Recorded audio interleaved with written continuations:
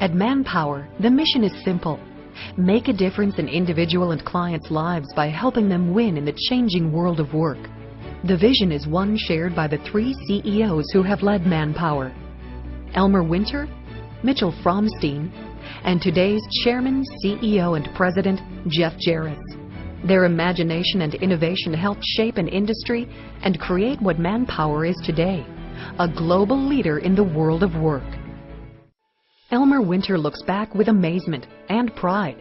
His idea for Manpower was born in 1948. Elmer, a lawyer, and his partner, Aaron Scheinfeld, asked a former secretary to temporarily rejoin the team to meet a critical deadline. Aaron and I, and talking about our good fortune, thought maybe this was something that others might need: accountants, lawyers, business people. And we thought, well, why don't we start a company? The business started with both temporary office workers and industrial workers. Ad campaigns followed, hoping to recruit both clients and talent. The advertising took hold, and success began to take shape. Manpower expanded across the country: Chicago, Minneapolis, New York. Eventually, the company went public. And we had the hammer, and then all of a sudden, Manpower insignia was on the tape that everybody all over the world got. Elmer Winter would serve as president of Manpower until his retirement in 1976. The new CEO, Mitchell Fromstein, had been on Manpower's board of directors for several years and had driven Manpower's advertising for 20. So it was really a question of moving my desk. His transition to CEO would be a natural one. His goal, to recognize that every person in the organization could provide value. And while our business grew massively during the years that I ran the company, almost none of that was done with my two hands. The growth of the company into a Fortune 500 company was done at the field level. That's the foundation of the Manpower culture. People are its greatest asset. Mitchell Fromstein served as CEO for 23 years.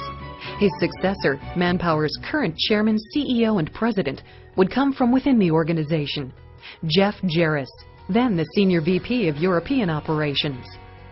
It is a weight he carries with pride. Whether it be early on in the career of the housewives coming out into the workforce, or the senior population getting integrated back into the workforce, Manpower has been on the front of those because we immerse ourselves into the world of work. The success of the company can also be attributed to its commitment to diversity. It really is something that we feel strongly about, only because what we're trying to do is to create the best organization. And we were one of the first organizations to put a woman in charge of a major operation 40 years ago in the UK. Today, women continue to be a driving force within the organization.